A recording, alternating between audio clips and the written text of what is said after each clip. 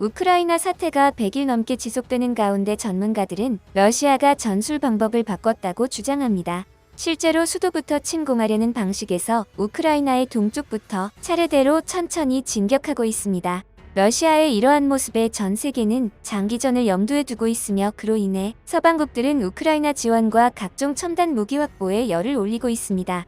이러한 국제 정세 속에서 한국의 방산 시장 또한 주목을 받고 있으며 최근 영국에서도 한국의 방산 시장에 관심 갖기 시작했다고 알려졌습니다. 그럼 현재 한국 방산 시장과 그에 관심 갖는 영국의 모습에 대해 자세히 알아보도록 하겠습니다. 구독과 좋아요 한 번씩 부탁드립니다. 앞서 영국은 현재 미국과 함께 가장 적극적으로 우크라이나를 지원하는 국가입니다. 지난달 영국 재무부는 G7 화상회의를 앞두고 8일 우크라이나에 13억 파운드, 한화로 2조 431억 원의 추가 군사 지원을 승인했다고 발표했습니다. 그리고 6월 6일 영국은 미국에 이어 장거리 공격용 무기를 우크라이나에 제공하기로 했습니다. 영국 국방부는 사거리 80km에 달하는 M270 다연장 로켓포를 우크라이나에 제공한다고 밝혔다고 로이터 통신이 6일 전했습니다. 벤 월러스 영국 국방장관은 이날 성명에서 이 고성능 다연장 로켓포는 우크라이나 친구들이 자신을 더 잘 보호할 수 있게 해줄 것이라며 우크라이나군이 영국에서 이 로켓포를 다루기 위한 훈련을 받을 것이라고 덧붙였습니다.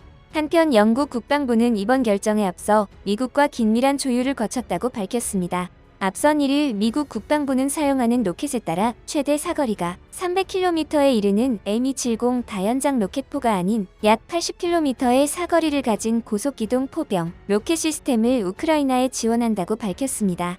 결국 영국이 미국보다 더 적극적으로 우크라이나에 대한 무기 지원에 나선 셈입니다. 미국과 영국의 잇따른 결정에 러시아는 즉각 반발하고 있습니다. 이처럼 미국과 영국을 비롯해 서방 국가들의 우크라이나 지원이 활발해지면서 각국은 무기 확보에 열을 올리고 있는데요. 이런 가운데 영국에서 한국 전투기를 기다리고 있다는 소식이 들려왔습니다.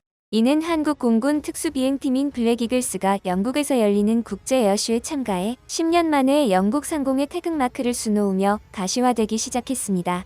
또한 블랙이글스는 영국에서 돌아오는 귀국길에 국산 고등훈련기 T-50과 경공격기 FA-52 수출 협의가 진행되는 폴란드, 슬로바키아, 이집트 등 13개국을 격려하고 동시에 에어쇼를 선보이며 국산 무기체계의 우수성을 알리는 홍보사절 임무도 수행한다고 전했습니다. 한편 블랙이글스는 T-50을 기반으로 제작된 T-52로 특수비행을 할 예정입니다. 공군에 따르면 지난달 16일 블랙이글스는 오는 7월 9일부터 22일까지 영국에서 열리는 사우스포트, 리아트, 판보로 등 3가지 에어쇼에 모두 참가합니다. 이 중 판보로 에어쇼는 프랑스의 파리 에어쇼, 싱가포르 국제 에어쇼와 함께 세계 3대 에어쇼로 꼽힙니다.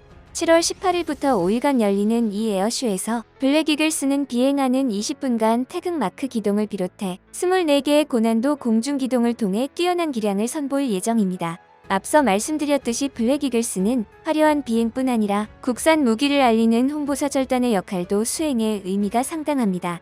그리고 이번 에어쇼에는 조종사 12명을 비롯해 정비 및 행사 지원 요원 등 110여 명이 참가하고 예비기 1대를 포함해 총 9대의 T-50B와 인력 운송에 C-130 수송기 세대가 투입된다고 알려졌습니다.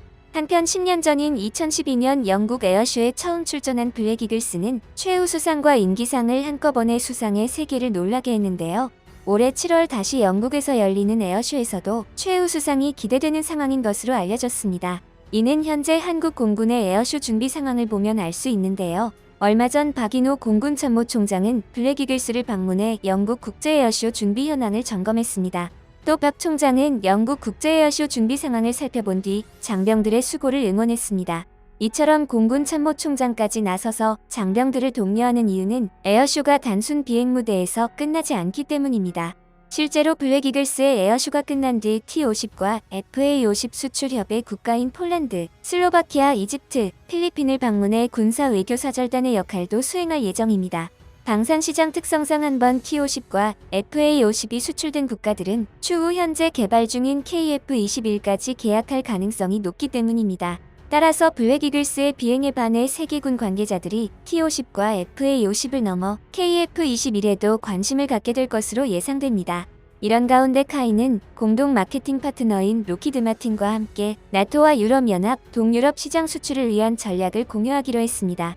현재 우크라이나 사태 이후 동유럽의 안보 위기가 드리워지면서 국산 경공격기 FA-50의 우수한 실전 성능이 수면 위로 떠오르며 FA-50의 인기는 하늘로 치솟고 있습니다. 실제로 현재 FA-50을 도입하려는 동유럽 국가들이 줄을 잇고 있다는데요.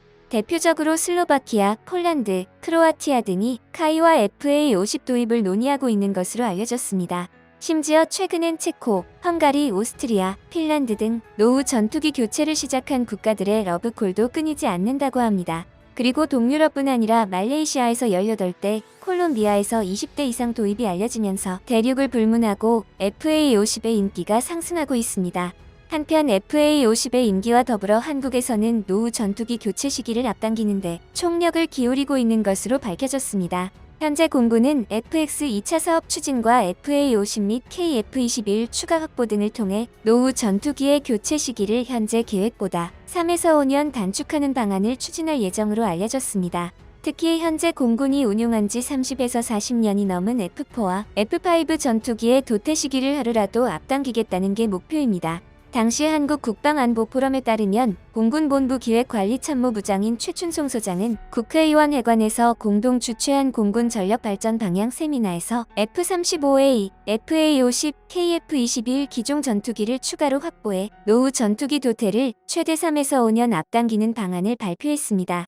공군의 F4 팬텀과 F5 제공호 기종은 대표적인 노후 전투기로 꼽힙니다. 1977에서 1986년에 도입된 두 전투기종은 노후로 인한 잦은 사고로 공군 내에서도 문제가 되어 왔습니다. 실제로 2000년 이후 발생한 공군 항공기 추락사고 37건 중 51.4%인 19건이 이들 기종입니다.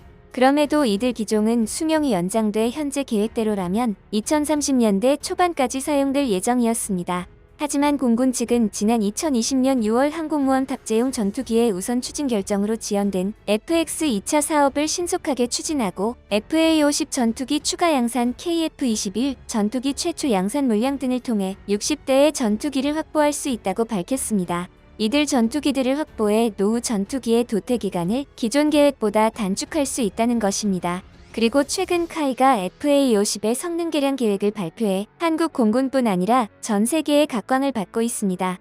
현재 카이는 FA-50의 성능을 향상시켜 한국 공군의 능력을 향상시키고 세계 무대로의 수출 경쟁력을 한층 끌어올리겠다고 밝혔습니다. 카이가 밝힌 성능 개량 후 FA-50은 현재 FA-50 전투기의 주력 공대지 유도무기인 500파운드 중량, JDAM보다 더욱 CEP가 작은 500파운드 레이저 유도 폭탄 운용 능력도 갖추게 됩니다. 그리고 카이는 지난 20년간 군용 항공기 성능 개량 사업에서 쌓아온 역량을 바탕으로 전투기의 두뇌로 꼽히는 임무 컴퓨터 성능 개선을 개발하고 있습니다. 카이가 개발에 열을 올리고 있는 군용 항공기 성능 개량은 향후 지속적인 성장이 예상되는 분야인데요. 미국의 대표 전투기로 꼽히는 F-15와 F-16만 하더라도 지속적인 성능 개량을 통해 최상의 전투력을 유지하고 있습니다. 이에 카이는 해외 고객들 요구에 맞춰 세계 최강 경공격기로 알려진 FA-50의 항속거리를 늘리고 무장을 확대하기 위한 성능 개량을 준비하고 있습니다. 우선 자체 투자를 통해 FA-50의 쥐약한 표적 식별 장비인 스나이퍼 ATP를 장착하는 적합성 시험은 2019년에 끝났고 기체 통합도 마무리됐습니다. 현재 공군의 KF-16과 F-15K에서도 운용되는 스나이퍼 ATP는 기존 야간 표적 식별 장비와 비교했을 때 2배 이상 거리에서 3에서 5배의 해상도로 표적을 획득 식별할 수 있습니다. 이런 능력을 바탕으로 스나이퍼 ATP는 정밀 유도무기 운용을 지원하고 감시 정찰 임무에도 사용됩니다. 그리고 FA-50 전투기의 최소한의 개량으로 채공 시간을 증가시키기 위한 방법도 다양하게 강구되고 있는데요. 그중 하나는 후방석 기자재를 제거하고 확보한 자리에 연료 탱크 모듈을 추가하는 것입니다. 이 방안은 개량 작업 소요와 리스크가 적은 것이 장점이라고 평가받고 있습니다. 또 기체 외부에 장착되는 150갤런 보조 연료 탱크보다 탑재 용량이 큰 300갤런 보조 연료 탱크를 장착하고 공중 급유 기능을 추가하는 방안도 검토되고 있습니다.